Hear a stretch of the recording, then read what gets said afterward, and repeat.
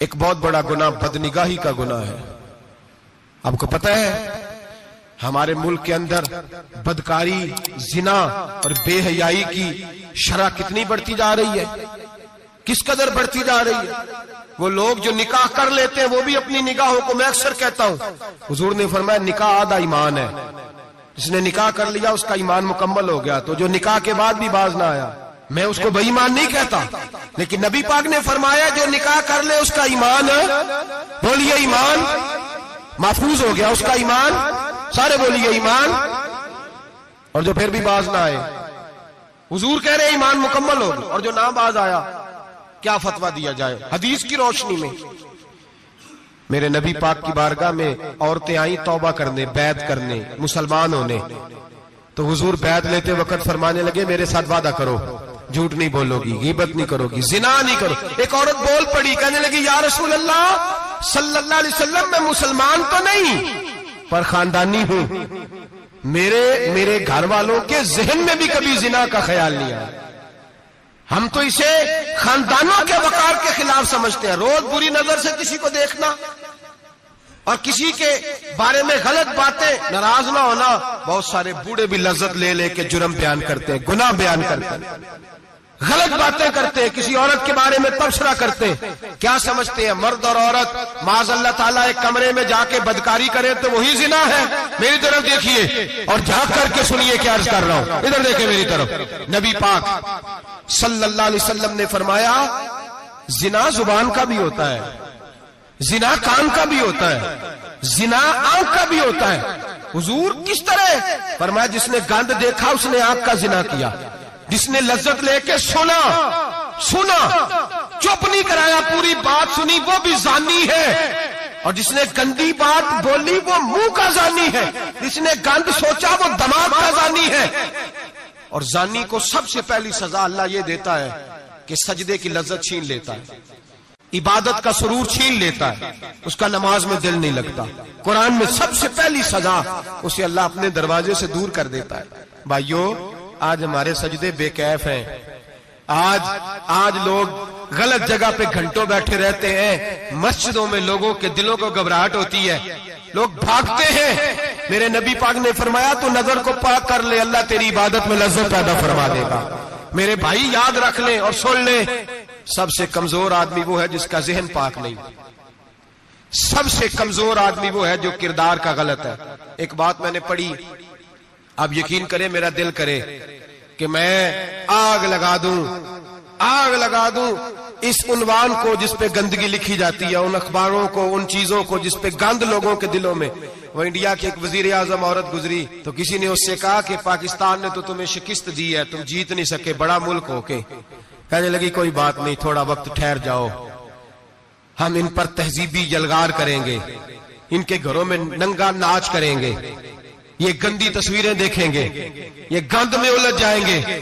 اور جو قوم گند میں الجھ جایا کرتی ہے وہ پھر کسی سے لڑنے کی طاقت نہیں رکھتی، اس کے اندر ڈٹ جانے کی ہمت نہیں ہوتی، اس کی غیرت کے جنازے نکل جاتے.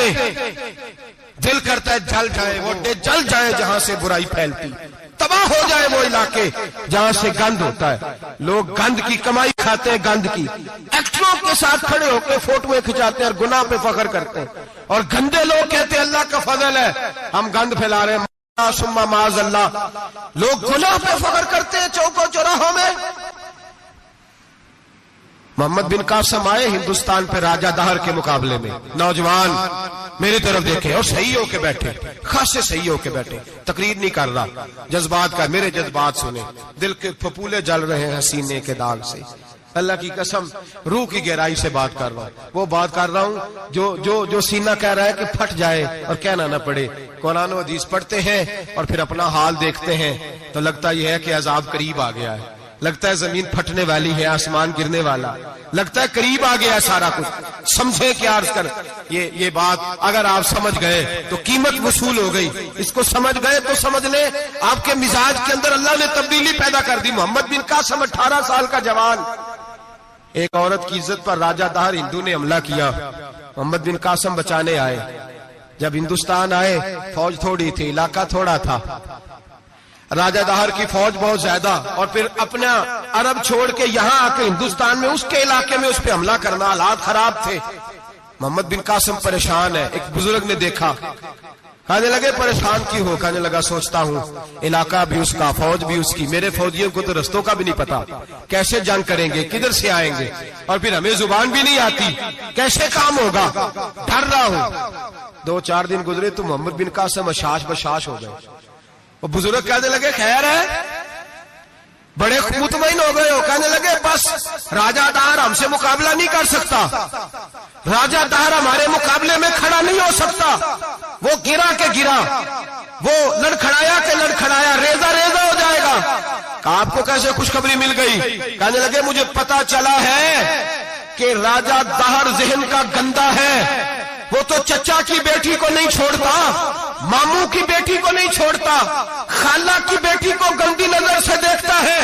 جس کا ذہن گندا ہوتا ہے وہ کسی کا مقابلہ نہیں کر سکتا، ہمیں فتح ہوگی، فتح، وہ گرے گا۔ وہ بزرگ کہتے ہیں میں سمجھ گیا کہ واقعی سے فتح ہوگی۔ آج کشمیر کیوں آزاد نہیں ہو رہا، فلسطین میں آگ کیوں لگی ہوئی ہے؟ مسلمان جب تک ذہن کا گندا ہے کمزور ہے، جب تک ذہن کا ناپاک ہے کمزور ہے۔ حضرت سعد بن ابی وقاص رضی اللہ تعالیٰ عنہ فرمایا کرتے تھے اللہ مسلمان کی مدد اتنی دیر تک کرتا رہتا ہے جتنی دیر تک مسلمان کا ذہن صاف رہتا ہے، کردار پاک رہتا ہے۔ آگ اس لیے معاشرے میں لگی ہے۔ نوجوانوں تم کہتے ہو کامیابیاں نہیں ملتی، اسے کیسے کامیابی مل سکتی ہے جس کا ذہن ہی صاف نہیں؟ وہ کیسے دنیا کی بازی جیت سکتا ہے جس کی نگاہ ہی پاک نہیں؟ وہ کیسے آگے بڑھ سکتا ہے جس کے کردار میں پاکیزگی نہیں؟ اپنے آپ کو پاک کر لو، اللہ ہر مشکل میں تمہاری مدد فرمائے گا، ہر رستے میں تمہاری مدد فرمائے گا۔ اور میں نے کہا جب آدمی ناپاک ہوتا ہے تو رب کریم اس سے عبادت کی لذت چھین لیتا ہے، اور اللہ کی سب سے بڑی سزا یہ ہے کہ کسی کو سجدہ نہ لمبا کرنا دے۔ رب کریم سب سے زیادہ اس سے ناراض ہے جس کو قرآن پاک کی کھولنے کی توفیق نہ ہو۔ سب سے زیادہ رب کریم اس شخص سے ناراض ہے جو اللہ کی بارگاہ میں جھکنے کی لذت چھوڑ جائے۔ میرے نبی پاک سید عالم علیہ السلام کے صحابہ لمبی عبادتیں کرتے تھے، لمبی۔ کسی نے کہا تھا روم کے بادشاہ تھے کہ یہ مسلمان فاتح کیوں ہو جاتے ہیں؟ تو اس نے کہا میں نے مولا علی کے زمانے میں جاسوسی کرائی تھی، پتا کیا تھا کہ ہر میدان میں کامیاب کیوں ہوتے ہیں۔ تو کہتے میں نے دیکھا یہ دن کے مجاہد ہوتے ہیں پر رات کے عابد ہوتے ہیں۔